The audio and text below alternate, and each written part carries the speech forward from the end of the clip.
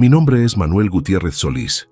Tengo 68 años y mi propio hijo me dijo, vete antes de que lo arruines. Esas palabras, frías como el acero, salieron de la boca de Carlos, mi único hijo varón, el mismo que cargué sobre mis hombros cuando era niño. Estábamos en el patio trasero de su casa en Cuernavaca, preparando todo para la fiesta de 15 años de mi nieta Lucía. La mesa de regalos ya estaba colocada. Los meseros acomodaban las sillas con fundas color rosa pálido y mi hijo supervisaba cada detalle como si fuera un general.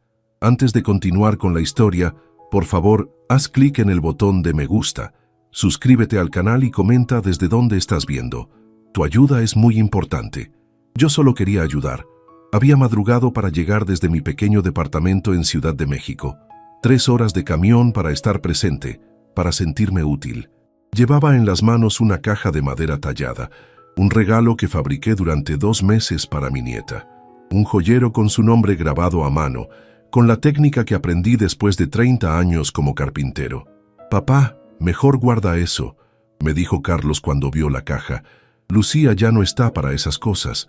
Lo que quiere son cosas modernas, electrónicas, ya sabes. No dije nada. Guardé la caja en la bolsa de mi chamarra gastada. El sol de febrero calentaba, pero sentí un frío que venía de adentro. Carlos siguió hablando con los meseros, con su esposa Mariana, con todos menos conmigo.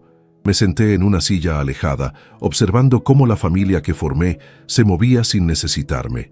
La música comenzó a sonar mientras probaban el equipo, canciones que no reconocía, con ritmos que nunca entendí.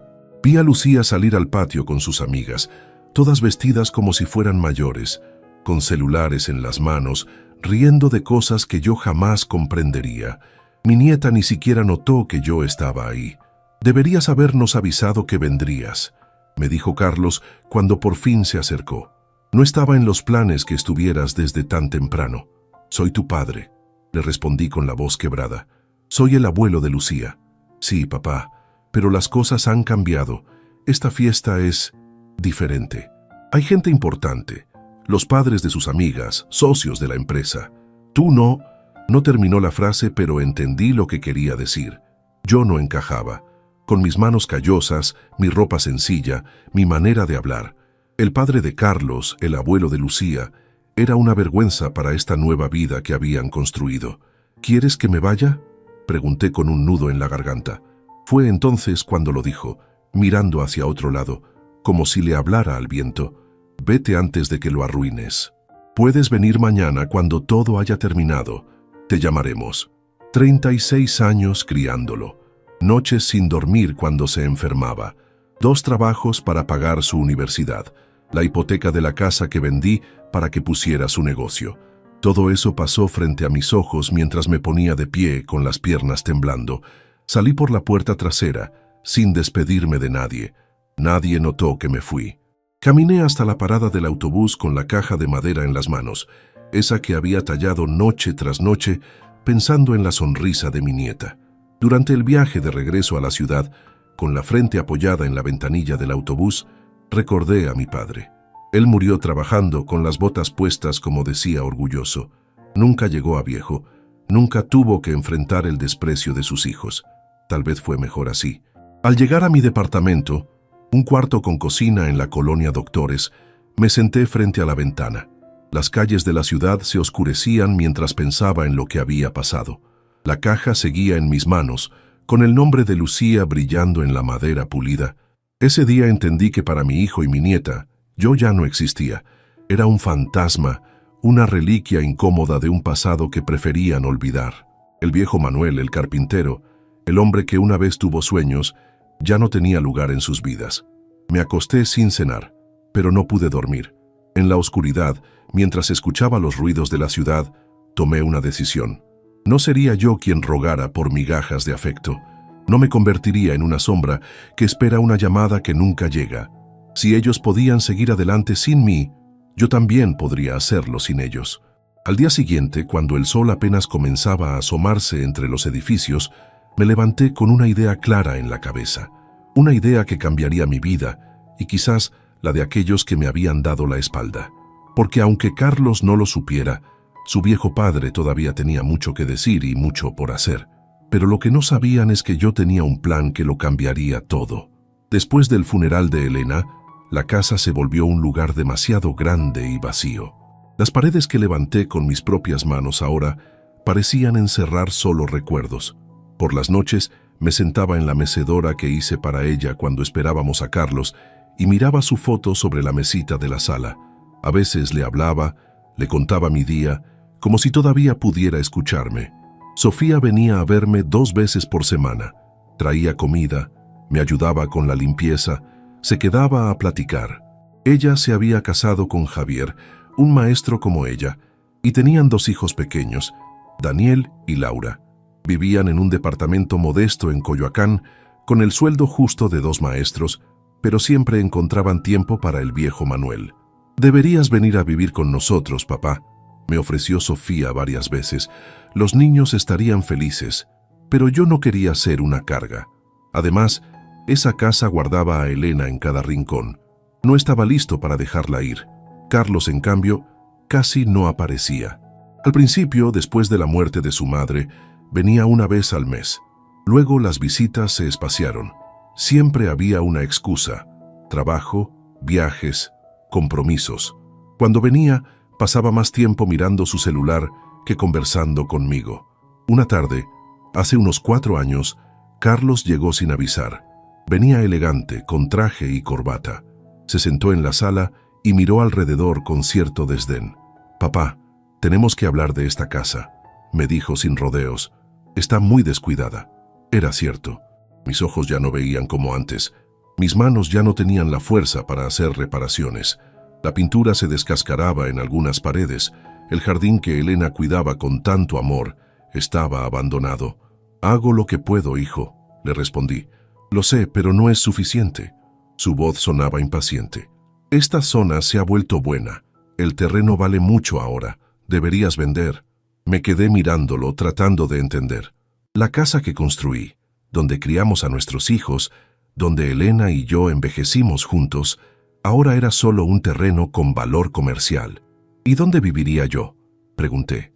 «Podrías comprar algo más pequeño, un departamento para una persona, o ir a una de esas residencias para adultos mayores. Son muy buenas, tienen actividades, atención médica». «¿Una residencia? ¿Quieres internarme?». Mi voz se quebró. «No lo digas así, papá. Es lo mejor para ti». Carlos se puso de pie, impaciente. «Piénsalo. Hablaremos después». Se fue sin aceptar el café que le ofrecí, sin preguntar cómo me sentía, sin mostrar interés por la foto de su madre que seguía en la mesita. Después de eso, sus visitas se hicieron aún más escasas. A veces llamaba por teléfono, conversaciones breves en las que siempre terminaba mencionando la casa. «¿Ya lo pensaste, papá? Conozco un agente inmobiliario muy bueno». Cada vez que Sofía venía, le contaba sobre estas conversaciones. Ella se indignaba. «Es tu casa, papá. No tienes que venderla si no quieres. Tu hermano dice que ya no puedo cuidarla», le respondía yo, sintiendo la vergüenza de admitir mi propia debilidad. «Entonces, yo te ayudaré más. Javier puede venir los fines de semana a hacer reparaciones». Y así lo hicieron. Mi yerno, un hombre callado pero bueno, venía con sus herramientas y arreglaba lo que podía. Los niños corrían por el patio, devolviendo vida a la casa. Esos domingos eran mi alegría, el recordatorio de que aún tenía una familia. Un día, hace unos 3 años, Carlos llegó con Mariana y la pequeña Lucía. Mi nieta tenía ya 12 años y apenas la reconocí. Había crecido tanto y casi no la veía. Estaba seria, pegada a su teléfono, respondiendo con monosílabos cuando le hablaba. «Queríamos ver cómo estás, papá», dijo Carlos, pero sus ojos recorrían la casa, evaluando. Noté que se sorprendió al ver las mejoras: la pintura fresca, el jardín podado, las goteras arregladas, el trabajo de Javier y Sofía. Durante esa visita, por primera vez en mucho tiempo, almorzamos juntos. Preparé los chilaquiles que a Carlos le gustaban de niño. Apenas los probó. Lucía ni siquiera quiso sentarse a la mesa. «¿Podemos irnos ya?», le preguntó a su padre. «Me aburro». Carlos le dirigió una mirada de disculpa. «Es la edad», justificó. Pero yo sabía que era más que eso. Mi nieta había crecido sin conocerme, sin saber quién era su abuelo más allá de un viejo que vivía en una casa antigua en un barrio que sus padres consideraban inferior. Después de esa visita, Carlos empezó a usar otra estrategia. Ya no hablaba de vender la casa, sino de lo preocupado que estaba por mi salud. Vivir solo a tu edad es peligroso, papá, me decía por teléfono. ¿Qué pasa si te caes? ¿Si te enfermas de noche? No le faltaba razón.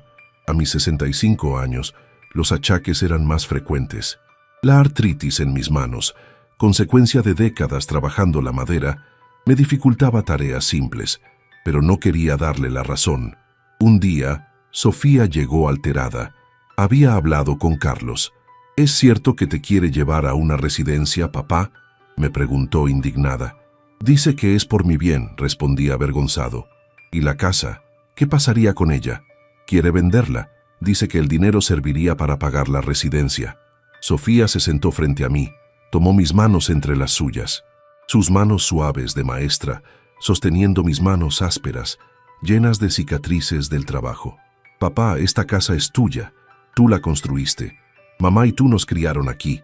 No dejes que Carlos te presione.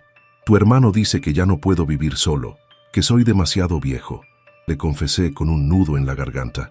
Entonces ven con nosotros, insistió ella. Tenemos poco espacio, pero haremos que funcione. Pero yo sabía que su departamento era pequeño, que apenas cabían ellos 4. No quería ser una carga para mi hija, que ya tenía suficientes preocupaciones con su trabajo y sus hijos. Lo pensaré, le dije, aunque en mi corazón sabía que no aceptaría. Las semanas siguientes, Carlos intensificó su campaña. Me enviaba folletos de residencias. Me llamaba para contarme sobre amigos suyos que habían internado a sus padres y lo felices que estaban. Te visitaríamos más seguido, me prometía. Estarías más cerca de nuestra casa. Un domingo, mientras comía con Sofía y su familia, sonó el teléfono. Era Carlos invitándome a la fiesta de 15 años de Lucía.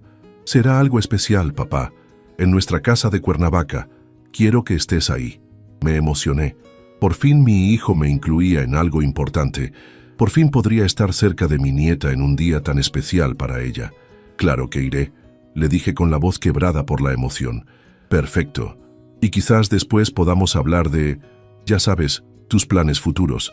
Sofía, que escuchaba a mi lado de la conversación, me miró con preocupación cuando colgué. Ten cuidado, papá, me advirtió. No dejes que te presione.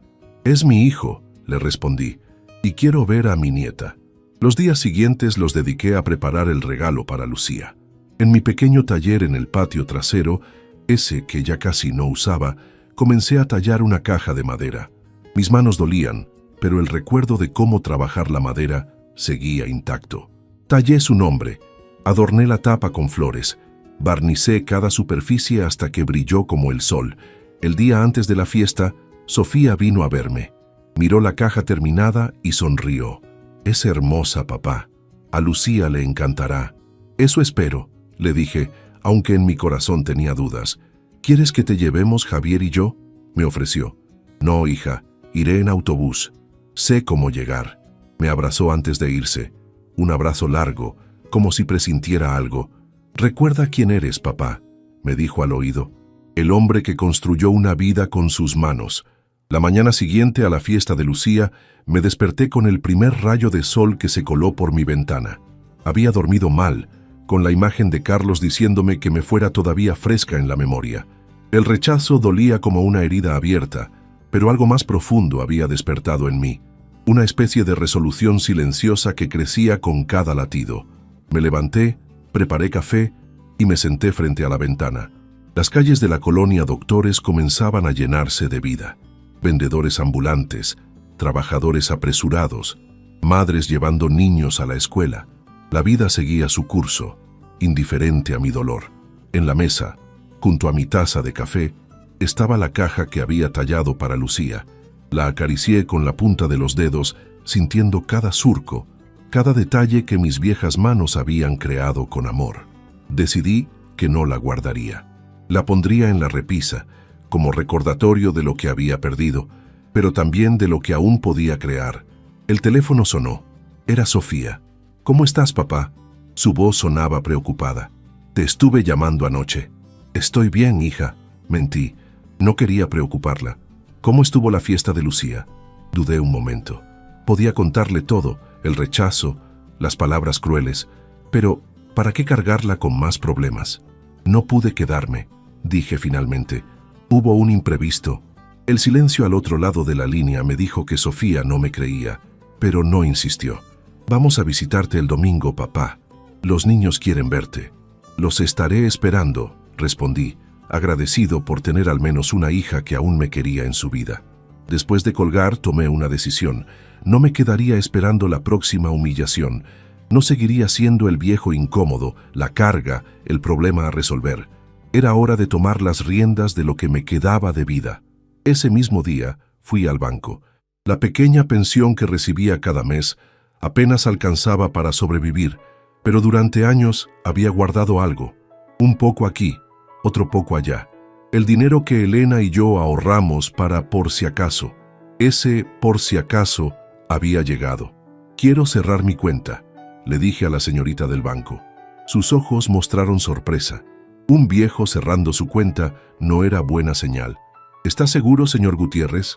¿No prefiere solo retirar una parte? Estoy seguro, respondí con una firmeza que no sentía desde hace años. Salí del banco con el dinero en el bolsillo y una mezcla de miedo y determinación en el corazón. Luego fui a la terminal de autobuses y compré un boleto para el día siguiente. No a Cuernavaca, donde vivía Carlos, no a Coyoacán, donde vivía Sofía, sino a Guanajuato, donde Elena y yo habíamos pasado nuestra luna de miel hace más de 4 décadas. De regreso en mi departamento, comencé a empacar lo poco que necesitaría. Algo de ropa, mis medicinas, la foto de Elena que siempre me acompañaba. En una mochila vieja, guardé mis herramientas más preciadas, esas que mi padre me había dejado y que aún conservaba, a pesar de que mis manos ya no podían usarlas como antes. El teléfono volvió a sonar. Esta vez era Carlos. «Papá». Su voz sonaba diferente, más suave. Quería disculparme por lo de ayer. Me quedé en silencio, sorprendido por esta llamada inesperada. Las cosas se salieron de control, continuó. Estaba muy estresado con la fiesta, con los invitados. No debía hablarte así. No importa, respondí, aunque sí importaba. Mucho. Claro que importa. Eres mi padre. Hizo una pausa. ¿Qué te parece si vienes a comer el próximo fin de semana? Solo nosotros, sin invitados. Por un momento sentí que el corazón se me ablandaba. Era posible que mi hijo realmente estuviera arrepentido, que quisiera reconectar conmigo, y podríamos aprovechar para hablar de la casa, añadió, rompiendo el hechizo. He estado pensando que podríamos venderla y usar ese dinero para asegurarte una buena residencia. El resto podría ser para la Universidad de Lucía. Así que era eso. No era una disculpa real, sino otra estrategia para conseguir lo que quería. Mi casa, la que construí con mis propias manos, la que representaba toda una vida de trabajo y sacrificio. Lo pensaré, hijo, dije, tratando de que mi voz no revelara el dolor y la decepción. Hazlo, papá. Ya no estás en edad de vivir solo. Después de colgar, me senté en la orilla de la cama, con las manos temblorosas. La llamada de Carlos había confirmado lo que ya sabía. Para él, yo no era más que un problema que resolver, un activo que liquidar. El padre que había sido, el hombre que había trabajado hasta desgastarse para darle un futuro mejor, ya no existía en su memoria. Esa noche no pude dormir. Daba vueltas en la cama pensando en Elena, en lo que ella diría de todo esto. ¿Me aconsejaría perdonar a nuestro hijo? ¿Entender su ambición, su deseo de usar la casa familiar para sus propios fines? ¿O me diría que me respetara a mí mismo, que no permitiera que me trataran como a un estorbo? En la oscuridad, creí escuchar su voz, ese tono dulce pero firme que usaba cuando algo le parecía injusto. Manuel, tú vales más que cualquier casa, que cualquier cosa material. No dejes que te convenzan de lo contrario. Al amanecer, tomé mi celular y llamé a Sofía. Necesitaba decirle que me iba, que necesitaba tiempo para mí mismo. ¿Irte? ¿A dónde, papá? Su voz sonaba alarmada. A Guanajuato por un tiempo. Necesito pensar, estar solo. Pero papá, ¿por qué tan lejos? Puedes quedarte con nosotros. Lo sé, hija, y te lo agradezco, pero esto es algo que necesito hacer por mí mismo. Hubo un silencio largo. Podía imaginar a Sofía al otro lado de la línea, preocupada, quizás incluso pensando que su viejo padre estaba perdiendo la cabeza. ¿Es por lo que pasó con Carlos? Me dijiste que hubo un imprevisto, pero sé que hay algo más. No podía mentirle, no a ella. Le conté todo, las palabras de Carlos, la humillación, cómo me había hecho sentir invisible, innecesario, una carga. Ese idiota, murmuró Sofía, algo que nunca la había escuchado decir. Lo llamaré ahora mismo. No, hija, no quiero que peleen por mi culpa. Esto es entre él y yo. Pero, papá, prométeme que no lo llamarás. Déjame manejar esto a mi manera. Finalmente accedió, aunque a regañadientes. Le aseguré que estaría bien, que la llamaría cada día, que solo necesitaba espacio para pensar. Te quiero, papá, me dijo antes de colgar, y mamá estaría orgullosa de ti, de tu fuerza. Esas palabras me dieron el valor que necesitaba. Después de desayunar salí con mi pequeña maleta y mi mochila de herramientas. Cerré la puerta del departamento, ese refugio temporal que nunca había sentido como un verdadero hogar, no como la casa que construí, esa que Carlos quería vender como si fuera solo ladrillos y cemento, no un lugar lleno de recuerdos. Antes de ir a la terminal de autobuses pasé por el correo. Había escrito 2 cartas, una para Sofía, explicándole más detalladamente mis razones, pidiéndole que no se preocupara. Otra para Carlos, una carta que había reescrito varias veces durante la noche, buscando las palabras justas, ni demasiado duras ni demasiado blandas. Querido hijo, comenzaba la carta, cuando naciste, prometí que tu vida sería mejor que la mía. Trabajé cada día para cumplir esa promesa. Hoy, al ver en quién te has convertido, me pregunto si hice lo correcto. No porque hayas logrado el éxito material que tanto deseabas, sino porque en el camino olvidaste lo más importante, el respeto, la gratitud, la familia. Me pediste que me fuera antes de que arruinara la fiesta de Lucía. Me voy, pero no porque me avergüence de quién soy, sino porque me respeto demasiado para quedarme donde no soy bienvenido. La casa que quieres vender seguirá siendo mía mientras viva. No porque me aferre a lo material, sino porque representa lo que soy, un hombre que construyó algo con sus propias manos. Espero que algún día entiendas la diferencia. Tu padre, Manuel. El autobús a Guanajuato salió puntual a las 10 de la mañana. Me senté junto a la ventanilla, con mi pequeña maleta en el portaequipaje y la mochila con mis herramientas a mis pies. Mientras las calles de la Ciudad de México iban quedando atrás, sentí una mezcla extraña de tristeza y liberación. A mi lado iba sentada una mujer de unos 50 años, con el pelo canoso recogido en un moño. Durante la primera hora de viaje no hablamos, cada uno sumido en sus pensamientos. Fue ella quien rompió el silencio, ofreciéndome una galleta de un paquete que sacó de su bolso. ¿Gusta una, señor? Son caseras. Las acepté con una sonrisa.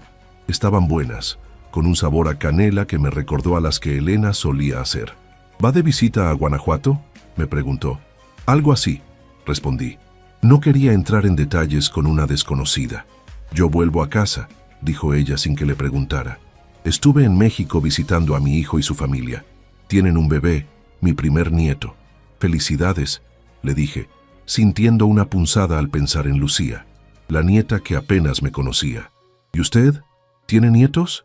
Sí, una nieta de 15 años. Debe estar orgulloso. Apenas la conozco, confesé, sorprendiéndome a mí mismo por la sinceridad con esta extraña. La mujer me miró con comprensión, no con lástima, que es lo que más temía, sino con verdadero entendimiento. Las familias son complicadas, dijo simplemente. Mi hijo también estuvo distanciado de mí por años. Su padre y yo nos separamos cuando él era adolescente. Me culpó por ello mucho tiempo. ¿Y qué cambió?, pregunté genuinamente interesado. El tiempo, y que dejé de perseguirlo. Su mirada se perdió en el paisaje que pasaba por la ventanilla. Un día entendí que no podía obligarlo a quererme, que tenía que vivir mi vida, ser feliz por mí misma, y curiosamente, cuando dejé de necesitarlo desesperadamente, fue cuando volvió. Sus palabras resonaron en mí con una fuerza inesperada. ¿No era eso lo que estaba haciendo? Dejar de perseguir la aprobación de Carlos, dejar de ser el padre necesitado y convertirme en un hombre con valor propio. El resto del viaje hablamos de cosas más ligeras. Se llamaba Pilar, era maestra jubilada, vivía sola en una pequeña casa en Guanajuato. Me habló de las callejuelas empedradas, de los colores de las casas, de los músicos en las plazas. Cuando llegamos a la terminal, intercambiamos números de teléfono, prometiendo tomar un café algún día. «Buena suerte, don Manuel», me dijo al despedirse. «Recuerde que nunca es tarde para comenzar de nuevo». Con esas palabras resonando en mi cabeza, tomé un taxi hacia el centro de la ciudad.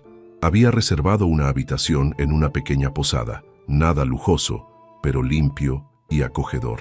La dueña, doña Consuelo, una mujer robusta de unos 60 años, me recibió con amabilidad. «¿Viene de vacaciones, don Manuel?», me preguntó mientras me mostraba la habitación. «Vengo a recordar», le respondí. «Mi esposa y yo pasamos nuestra luna de miel aquí hace muchos años». «¿Y su esposa?». «Falleció hace 6 años». Doña Consuelo hizo un gesto de comprensión. «Lo siento, debe extrañarla mucho». «Cada día», admití, pero ella querría que siguiera viviendo. La habitación era pequeña pero acogedora, con una cama individual, un armario antiguo y una ventana que daba a un patio interior con una bugambilia en flor. Dejé mi maleta sobre la cama y mis herramientas en un rincón. «¿Es usted carpintero?», preguntó doña Consuelo, notando la mochila de herramientas. «Lo fui durante 40 años. Ahora, digamos que estoy buscando qué hacer con el resto de mi vida». Ella sonrió. «Pues ha venido al lugar indicado. Guanajuato es una ciudad que ayuda a pensar».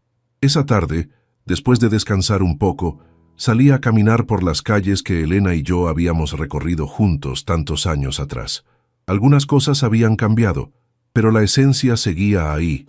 Los callejones estrechos, las plazuelas escondidas, los edificios de colores brillantes. Me senté en una banca del Jardín de la Unión, donde un trío de músicos tocaba boleros antiguos. Cerré los ojos y por un momento pude sentir a Elena sentada junto a mí, su mano en la mía, su risa suave ante algo que dije. «¿Recuerdas, Manuel? Aquí prometimos que envejeceríamos juntos». Pero ella se había ido demasiado pronto, dejándome solo para enfrentar esta última etapa de la vida. Al anochecer volví a la posada. Doña Consuelo estaba en la pequeña recepción, tejiendo algo con ganchillo. «¿Cenó algo, don Manuel?» «Comí una quesadilla en la plaza», le respondí. «Mañana cene aquí. Mi hija cocina muy bien y no le cobraremos extra». Asentí agradecido por la amabilidad. Antes de subir a mi habitación, decidí preguntarle algo que había estado dando vueltas en mi cabeza durante la caminata. «Doña Consuelo, ¿sabe si hay algún taller de carpintería por aquí cerca, donde tal vez necesiten ayuda, o donde pueda usar mis herramientas?»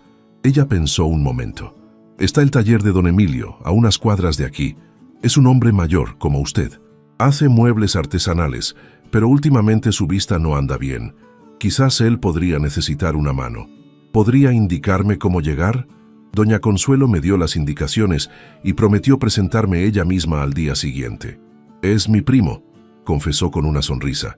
Esa noche, acostado en la cama desconocida, escuchando los sonidos de una ciudad que no era la mía, pensé en lo que estaba haciendo. ¿Era una locura? ¿Un arranque de orgullo herido? ¿O era, como había dicho Pilar, el comienzo de algo nuevo? Tomé mi celular y vi que tenía 3 llamadas perdidas de Sofía y un mensaje de Carlos. El mensaje decía simplemente: «Papá, ¿dónde estás?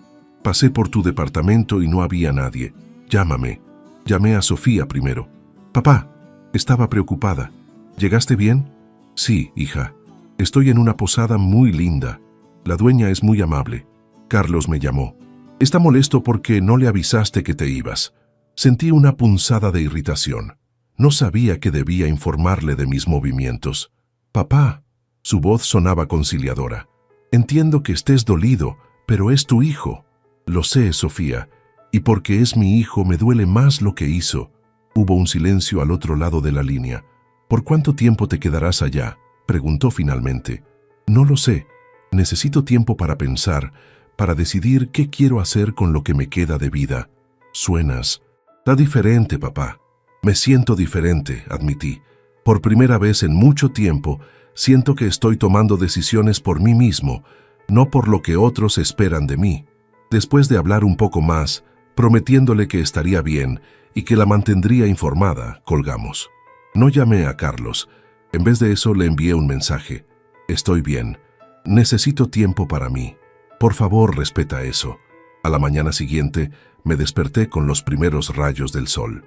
Después de desayunar un café con pan dulce que doña Consuelo insistió en invitarme, salimos rumbo al taller de su primo.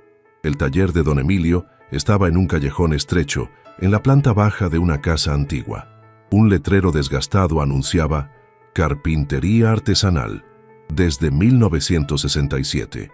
El olor a madera y barniz me recibió como un viejo amigo en cuanto entramos. Don Emilio resultó ser un hombre delgado, de mi edad, o quizás un poco mayor, con manos nudosas y una barba blanca bien recortada. Llevaba puestos unos lentes gruesos y trabajaba en un pequeño banco tallando lo que parecía ser una figura de madera. «Primo», lo saludó doña Consuelo, «te traigo visita. Es don Manuel, de la Ciudad de México. También es carpintero». Don Emilio levantó la vista de su trabajo y me miró a través de sus lentes. Tenía los ojos claros, casi transparentes, pero se notaba que no veían bien. «Carpintero, ¿eh? ¿De los que hacen muebles en serie o de los que respetan la madera?» «De los segundos», respondí sin dudar.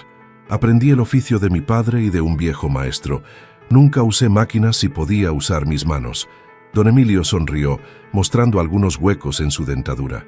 «Entonces siéntese, colega. Consuelo, tráenos café. Este hombre y yo tenemos que hablar». Doña Consuelo se fue, dejándonos solos. Don Emilio me mostró su taller, pequeño pero bien organizado, con herramientas antiguas pero bien cuidadas. Me contó que había aprendido el oficio de su padre, igual que yo, y que durante años había hecho muebles para las mejores casas de Guanajuato. «Pero ahora la vista me falla», confesó con cierta amargura. «Y las manos ya no me responden como antes. Tengo pedidos que no puedo cumplir». Mientras hablábamos observé una mecedora a medio terminar en un rincón. Era un trabajo hermoso, con detalles tallados en los brazos. «¿Puedo?», pregunté acercándome a ella. «Adelante», respondió don Emilio. «Es para una señora que acaba de ser abuela. Lleva un mes esperándola, pero estos viejos ojos ya no distinguen bien los detalles». Pasé mis manos por la madera, sintiendo su textura, apreciando el trabajo. «Es cedro», dije. «Buena elección para una mecedora. Durará generaciones». Don Emilio me miró con interés renovado. «¿Le gustaría ayudarme a terminarla?». Le pagaría, por supuesto. La propuesta me tomó por sorpresa. No había pensado en volver a trabajar, no a mi edad, con mis manos artríticas. Pero al tocar esa madera, al oler el taller, sentí que algo dentro de mí, algo que creía muerto, volvía a la vida. «Me encantaría», respondí, sorprendiéndome a mí mismo. Y así, sin planearlo, encontré lo que había venido a buscar a Guanajuato sin saberlo. Un propósito, una razón para seguir adelante, para demostrarme a mí mismo y a quienes me habían hecho a un lado que el viejo Manuel todavía tenía mucho que ofrecer. Las semanas se convirtieron en meses casi sin darme cuenta. La mecedora para la abuela fue solo el comienzo. Don Emilio y yo formamos un equipo perfecto, él con su experiencia y conocimiento de las maderas locales, yo con mis manos que, aunque dolían por las mañanas, todavía recordaban cada movimiento, cada técnica. Sus ojos y mis manos se complementaban como si hubiéramos trabajado juntos toda la vida. La posada de doña Consuelo se convirtió en mi hogar. Mi habitación dejó de ser un lugar de paso para convertirse en mi espacio. Coloqué la foto de Elena en la mesita de noche, acomodé mi ropa en el armario y mis herramientas encontraron su lugar junto a la ventana, donde la luz del sol las hacía brillar por las mañanas. Sofía me llamaba todos los días. Al principio sus llamadas estaban llenas de preocupación, luego de curiosidad y finalmente de alegría al escucharme hablar con entusiasmo de mi nuevo trabajo, de las personas que iba conociendo, de la vida que estaba construyendo. «Nunca te había escuchado así, papá», me dijo un día. «Suenas feliz». «Lo estoy, hija», le respondí, sorprendido yo mismo por la verdad de esas palabras. Carlos, en cambio, se limitaba a enviar mensajes cortos y espaciados. «¿Cómo estás? ¿Necesitas algo? ¿Cuándo vuelves?». Nunca preguntaba por mi trabajo, por mi vida en Guanajuato, y yo nunca le contaba. Nuestra relación se había reducido a formalidades, a cumplir con lo mínimo. Una tarde, mientras trabajaba en una mesa de comedor que nos habían encargado, recibí una llamada de un número desconocido. Era Lucía, mi nieta. «¿Abuelo?». Su voz sonaba insegura, como si hablara con un extraño, ¿Qué es lo que era para ella? Lucía, respondí, dejando a un lado el cincel. ¡Qué sorpresa! Papá no sabe que te estoy llamando, confesó. Conseguí tu número del teléfono de tía Sofía. ¿Está todo bien?, pregunté preocupado. Sí, es solo que encontré algo tuyo. Mi corazón dio un vuelco. ¿Algo mío? Una caja de madera con mi nombre. La encontré en el garaje, en una caja con cosas viejas. La caja que había tallado para ella, que Carlos había desechado como algo sin valor. La caja que nunca llegó a sus manos el día de su fiesta.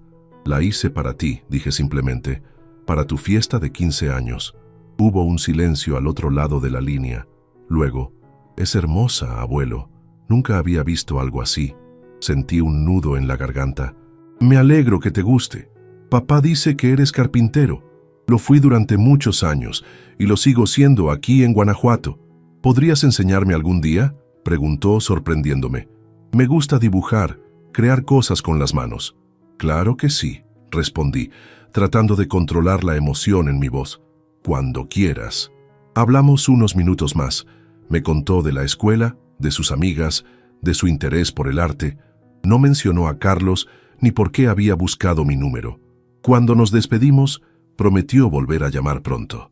Esa breve conversación me dejó con una sensación extraña. Un puente que creía roto para siempre había comenzado a reconstruirse. Quizás no todo estaba perdido con mi nieta.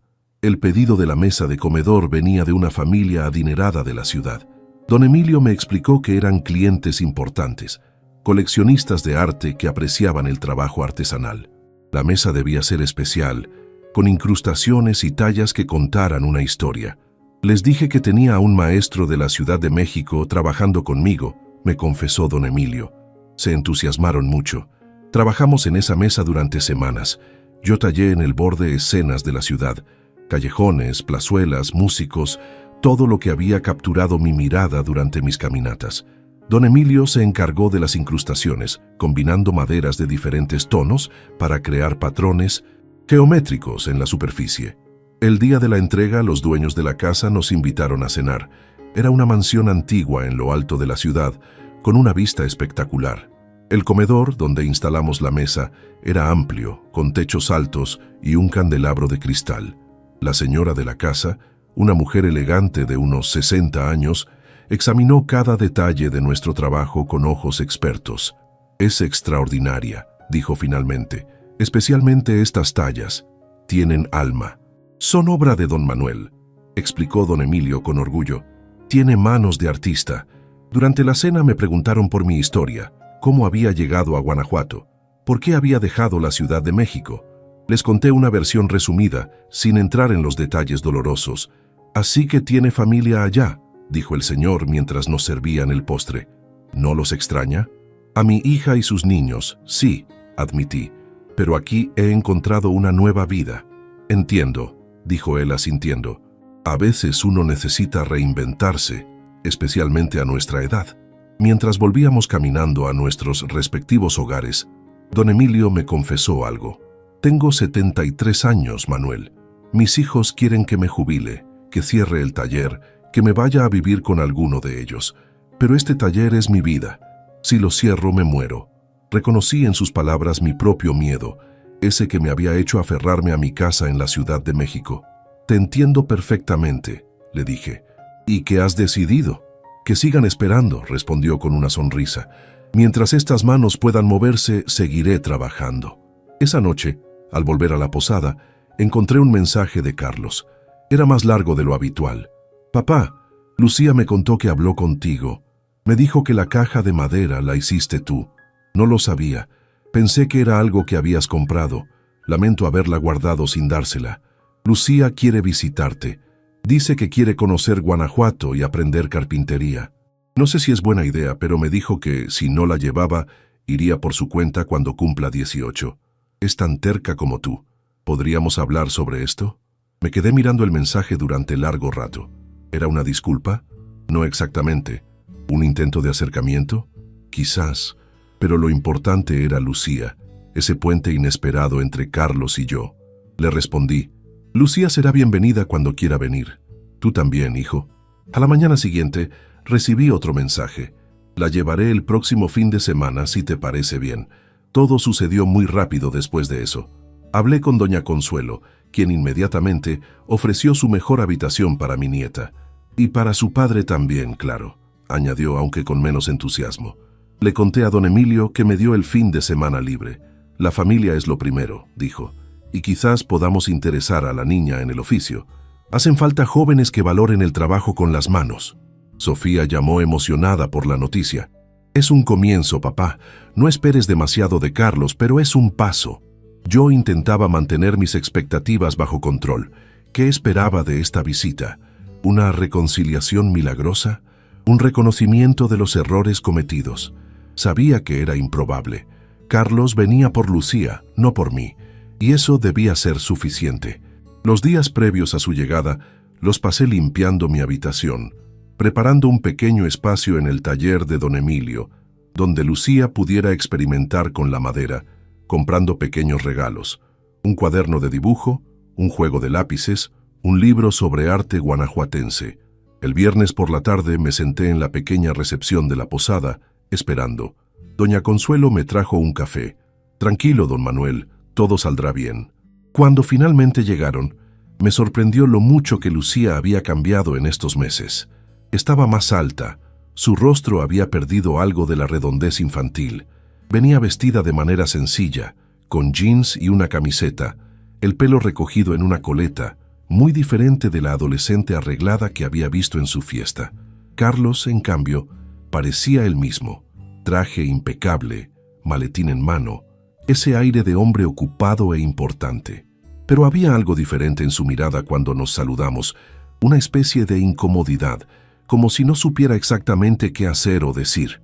Lucía, en cambio, corrió hacia mí y me abrazó. Un abrazo genuino, no forzado. Abuelo, qué bonito lugar. Ese abrazo, esas palabras simples, derritieron algo dentro de mí. Durante años había intentado ser parte de su vida, y ella me había ignorado, influenciada por la actitud de sus padres. Pero ahora estaba aquí, abrazándome como si fuéramos cercanos, como si no hubiera habido años de distancia entre nosotros. Doña Consuelo los condujo a sus habitaciones. Carlos observaba todo con ojo crítico, probablemente comparando la modesta posada con los hoteles de lujo a los que estaría acostumbrado. Lucía, en cambio, se maravillaba con cada detalle. Los cuadros en las paredes, las macetas con flores en el patio, la pequeña fuente que gorgoteaba en un rincón. «Es como en las películas», dijo encantada. «Todo es tan auténtico». Esa noche cenamos los tres en un pequeño restaurante cerca de la posada. La conversación fue incómoda al principio. Carlos hablaba de su trabajo, de sus viajes, de sus éxitos, como si necesitara justificar su presencia allí. Lucía ponía los ojos en blanco de vez en cuando, claramente aburrida. Pero cuando comenzó a preguntar por mi trabajo como carpintero, por las técnicas, por las maderas, la cena tomó otro rumbo. Le conté sobre el taller de don Emilio, sobre los pedidos que habíamos completado, sobre la mesa para la mansión en lo alto de la ciudad. Sus ojos brillaban con interés genuino. «¿De verdad me enseñarás mañana?», preguntó emocionada. «Si tu padre está de acuerdo», respondí mirando a Carlos. Él se encogió de hombros. «Claro, para eso vinimos». Cuando volvimos a la posada, Carlos se disculpó diciendo que tenía que hacer algunas llamadas. Lucía y yo nos quedamos solos en el patio. «Traje la caja», me dijo en voz baja, «la que hiciste para mí. Es el mejor regalo que he recibido nunca. Me alegra que te guste. Papá se sintió mal cuando supo que la habías hecho tú, que no era algo comprado». No dije nada. No quería hablar mal de Carlos frente a su hija. «¿Sabes? Papá nunca ha hecho nada con sus manos», continuó ella. «Nada que no sea usar un celular o una computadora». En su voz no había crítica, solo una constatación. Y en ese momento entendí que Lucía, a sus 15 años, veía cosas que yo no había querido ver.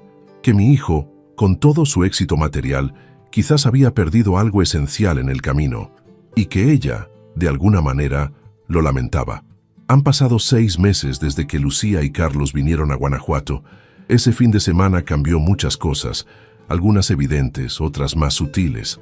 Como carpintero, sé que a veces los cambios más importantes en la madera son los que no se ven a simple vista, los que ocurren en su interior, en su estructura.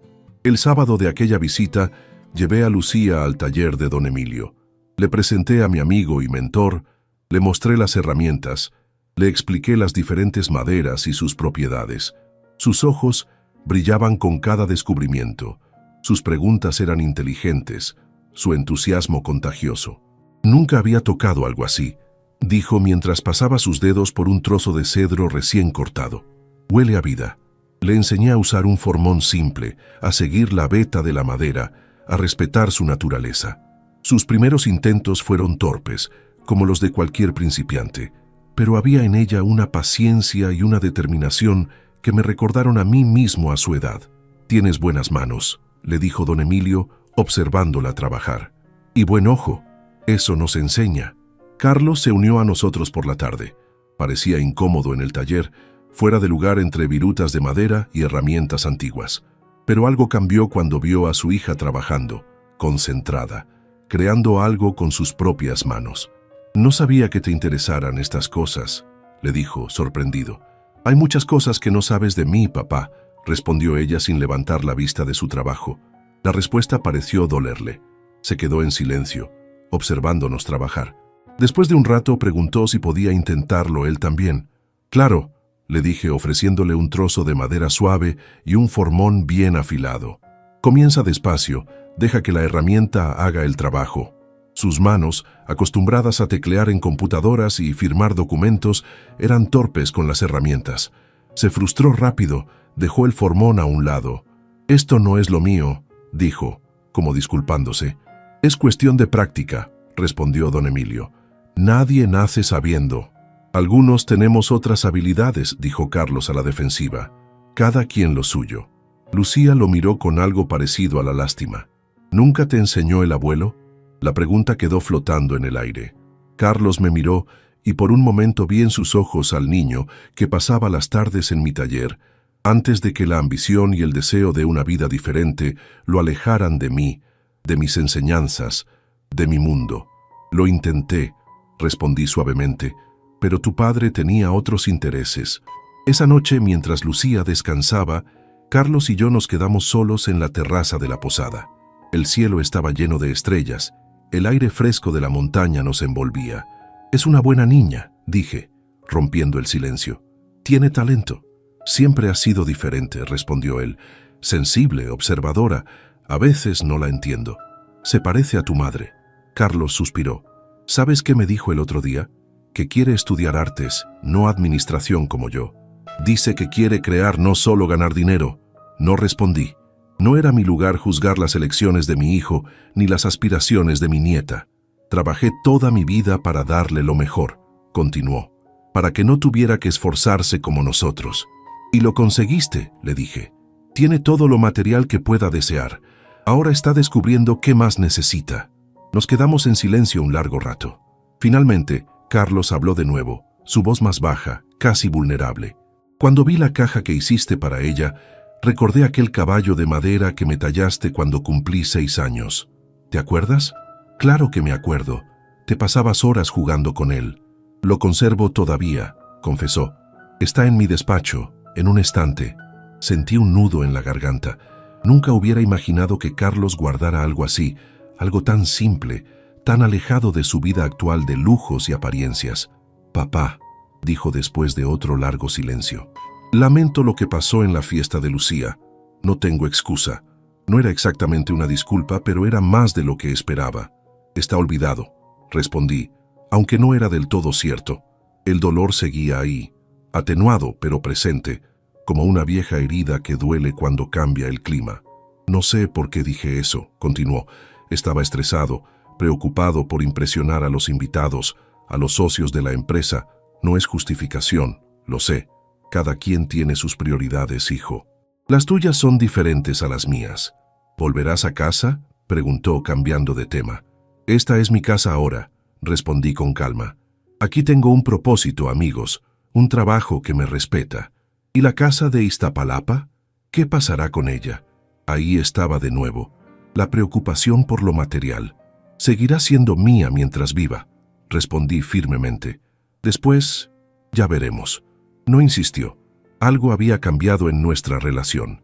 No era una reconciliación completa, pero había un nuevo respeto, un reconocimiento mutuo de nuestras diferencias.